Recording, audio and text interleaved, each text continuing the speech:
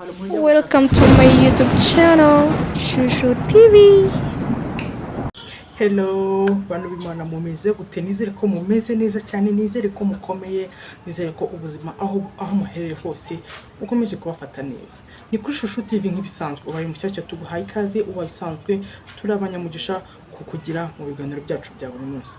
Uyu munsi rero twakomeje no kwiga ibyubaka urugo, ibyubaka umubano, ibyubaka urukundo w'abantu babiri bakundana cyangwa se bashakanye. Uyu munsi rero muri video iherutse twari twarebye hamwe ibintu abagabo bakunda bifuza gukorerwa ariko batajya babasha kuvuga. Uyu munsi rero tugarutse ku ruhande rw'abagore. Abagabo mwigire hino mufate ikaramu, ubwo bivuze ngo nimwe biri kureba mwandike, mujye munabifate mu mutwe, mujye mubikorera abafasha banyu kuko barabikunda, barabyifuza, ariko ntabwo yakubwira ngo nkorera iki. Nkuko nawe twari twarebye ko utabwira umugore ati nyubaha, ni nkuko nawe atakubwira ngo nkorera iki. Muri ibi bintu tugiye kuvuga abagore baba bifuza ariko batajya babasha kuvuga kandi barabyifuza bibakorewe wabugize neza cyane. Ikintu cya mbere, umugore akunda gukundwa bigaragara, akunda guhora akunzwe, akunda ibuka ya misi ya kera niba mubana, ibuka ya misi ya kera kuntu wamufiyansaga ukamuhamagara gatatu ku munsi, bwakeye bute sheri, bwiriwe gute, ese wariye, ese dukoresha ibisatsi, ese bigende gute. Kuba waramugejeje mu rugo ntabwo umugabo biguha uburenganzira bwo kuvuga ko ibyo byose wabirangije.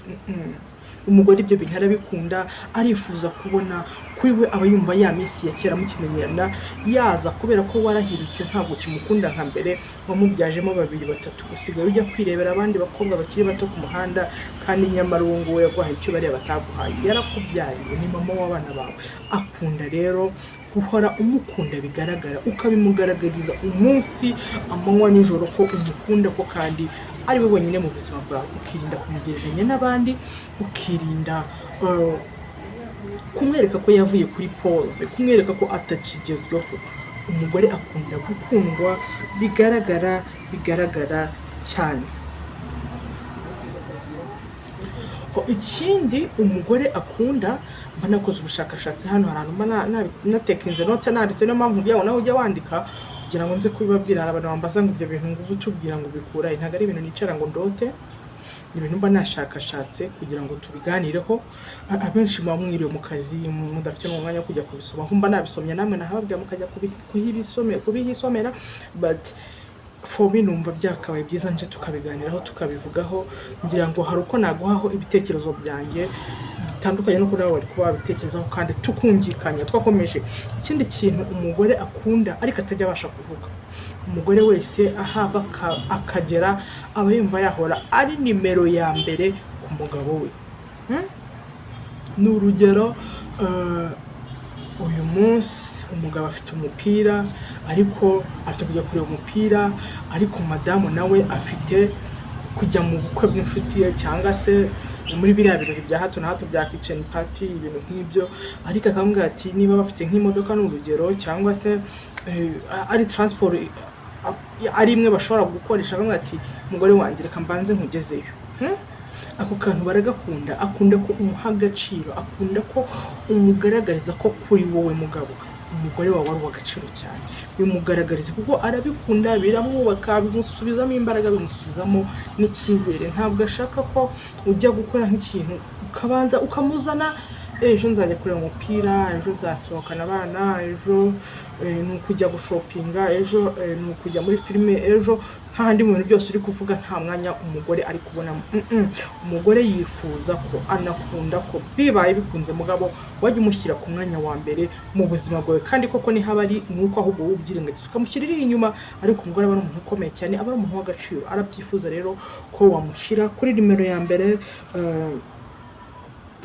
mu bintu ukora, mu bikorwa byawe bya buri munsi. Ikindi kintu abagore bifuza ariko batajya babasha kuvuga, bakunda care. Nawe mugabo ndabizi urazikunda, ariko umugore we ntakunda care.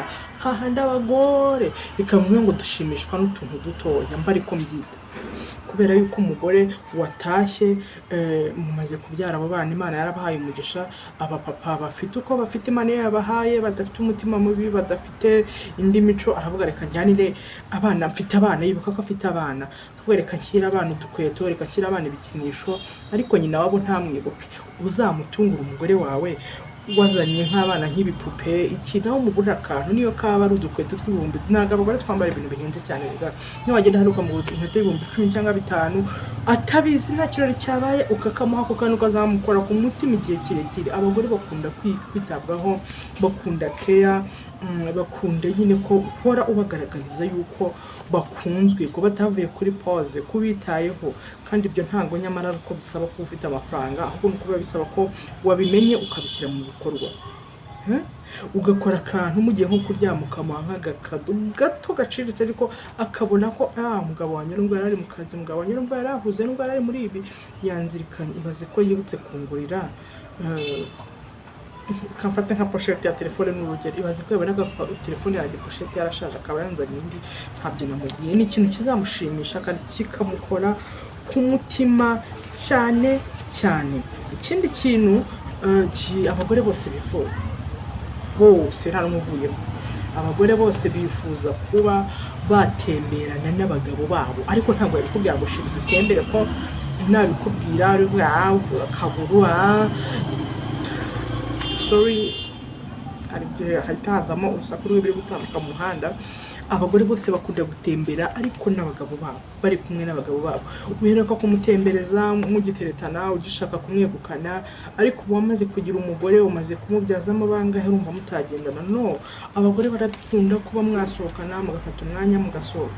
Erega mwe gusohoka ngo mugende ahantu ha danger, kuko ugiye kuvuga ngo budget ngo amafaranga ari kugura agafuka k'umuceri, musohokana mujyana mu kawa cyangwa se mumwe ako ka cyayi, ariko nyine nawe yiyumve ko yasohokanye n'umugabo, byibuze cisha rimwe mu kwezi cyangwa rimwe mu mwaka, bitewe na budget yawe, ariko abone ko wabitekerejeho, abone ko wamwitayeho. Abagore bose barabyifuza, ariko kubera kugira ati mugabo wanjye dusohoke, abone uri bufata ukundi, abone uri gushyiramo imibare myinshi, nyabona ugeze hano kandi subscribe kugira ngo ibiganiro byacu bitazajya bigucika. Like, ukore na share ku nshuti zawe nabo bagereho, nimba ubona ibiganiro byacu bikubaka cyangwa se hari icyo bigufasha nyuma yo gutembera. Abagore rero ibindi bakunda ariko batajya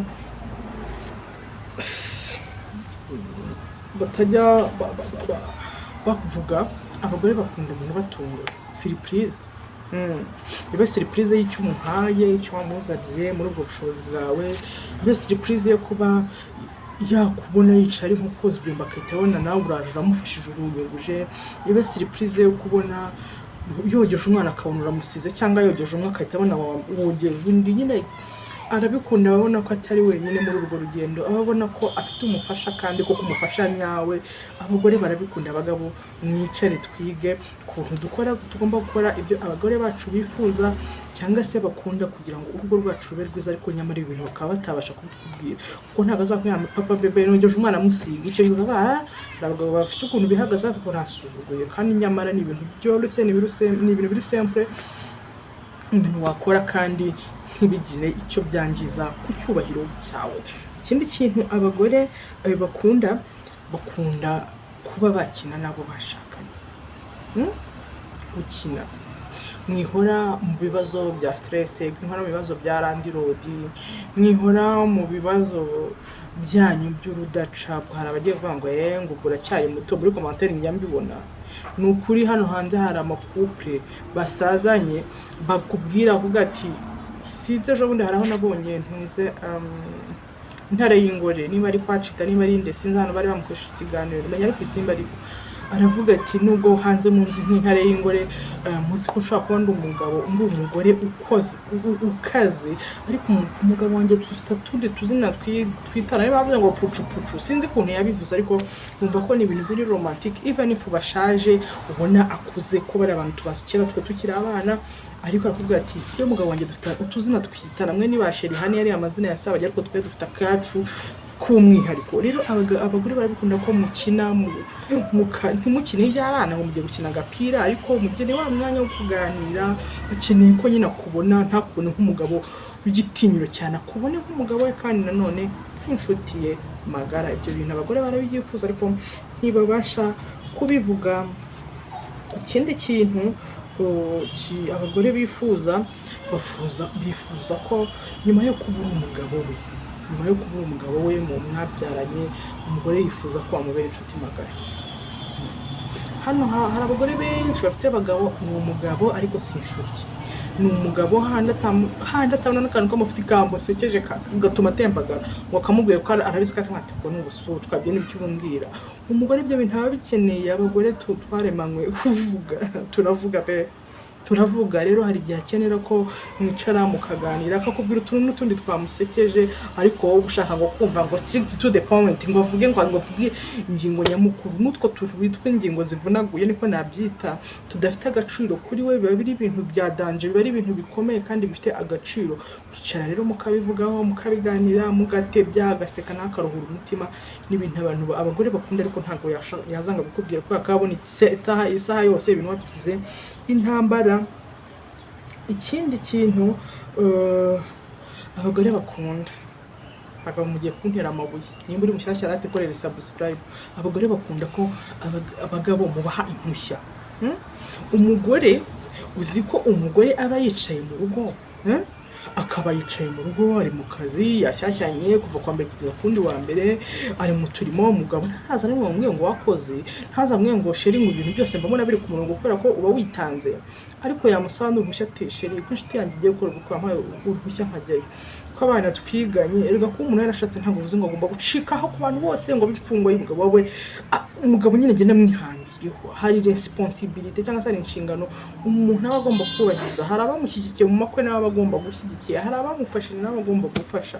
Rero abagore bifuza ko mwajya mubaha uruhushya, uburenganzira bwo gusohoka. Ntasohoke ngo asohoke agiye nko ku muhanda, nabyo ngo agomba kuba yabivuze. Ni byiza ko umugore agenda yavuze, ariko bagabo nawe jya umuha freedom, jya umuribera, umubwira ati umugore wanjye rero wasoje imirimo, sinshaka mu dukundi tw'abagore n'iki, ariko kanaka yarwaye wajya kumusura.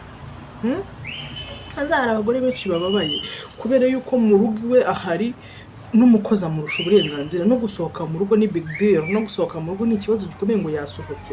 Abagore bifuza ko abagabo mwajyamo baribera, bakabonana n'inshuti zabo, bakajya mu miryango nabo bakisanzura, bakagira ubwisanzure, ntabwo ngo yafatiwe kwa kanaka. Ibyo bintu abagore barabikunda, ariko abagabo ntabwo mubizi. Jya ucishamo uruhushya ngo ati ku cyumweru uzajye gusura, ariko madame kuko ntabwo wabaye wo mu rugo ubu koko no ku cyumweru kunene kujya gusura wa mushuti wawe. Ese ko ntakimubona? Abantu bamucitseho kubera yuko we ntabwo wemera ko ahaguruka ngo genda. Abantu bamucitseho kubera ko we ntabwo wemera ko abasura. Ninde wakubwiye se ko azagusurira umugore rimwe kabiri kuva kumusambira kugeza kwa nyuma umugore wawe waramuzirikiye aho ngo we ngo bajye bahora bamusura nkaho wagira ngo bari gusura inzu ndangamurage watagenda. Abagore bakunda ko mubaha uruhushya n'uburenganzira. Murubahe rero mu rwego rwo koroshya ibintu no gukomeza kubaka urugo ruhamye. Ikindi kintu twanasorezaho, nabyo yarigiye kuba ndende, ikindi kintu twanasorezaho abagore bifuza ariko batajya babasha kuvuga. Mugabo kimenya, harimo abagabo bakunda gutera akabariro kurusha ibindi bintu ibyo ari byo byose, kugeza nkaho batajya batekereza ko abo bakorana nabo ari abantu. Bari abagore banyu ni abantu, ntabwo ari amarobo. Hari abagore barekarama, hari n'uwo wundi nabonye sinzi, umuntu ukunda gukoresha social media ngenda ndeba, aravuga ati njyewe ni kwa Rose TV show ngira ngo hari umugore waje gutanga ubuhamya ariko ntiyanigaragaza, avuga ngo umugabo we baryamanaga akagera nkaho wajyanga kumufata ku ngufu, ntamuha umwanya wo kuruhuka. Ni umuntu ntabwo ari ipfunda, muha umwanya aruhuke, buri munsi mucishamo iminsi 2 muzongere mwakumburanye, bituma ngaho saa 6 ngaho mu gitondo ngaho saa 9 ngaho usanze yoza ibyombo n'ibigutiye ati karungwino hano, cyuma umwanya yitegure nawe aze mukore igikorwa mwese ntawo birakariye, mu mitima n'ibyishimiye, ubwenge bwanyu bwabyiteguriye.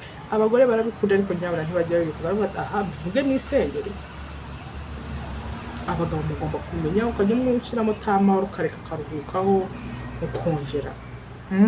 No kurya ari ukurya ibiryo busanzwe turarya, tukareka tugasonza tukongera tukajya kukuriye cyane urijuta wivutu mutuma abagore banyu bagwivuta kuri biriya bintu kubera imbaraga pressure mubashyiraho mujye mucishamo umwanya baruhuke bafata umwanya wabo baruhuke nyuma y'iminsi ibiro nyuma ati madamu ndagushaka nawe ubwo bazajya kwishakira ibiganiro byacu nakagaruka kuri Shusho TV dusoreza aha kuri subscribe usangize inshuti yawe isangize inshuti yayo kugira ngo ibiganiro byacu byubaka umuryango byubaka urukundo hano kuri Shusho TV tujye tubisangira umunsi kundi amanywa n'ijoro ndabakunda cyane Imana ibahire Imana ijye mu ngo zanyu izijye muri commentaire nyinshi nkunda iyo abantu babonye bavuga ku rugo bakunda kuvuga muracyari abana Imana ni umugabo ntacyo bamukorera umugore bla bla bla bla ariko buriya byose Imana nibigena mujye mwicara musenge ingo zanyu muzisengere kandi ikindi ntimugacira imanza abo byanze burya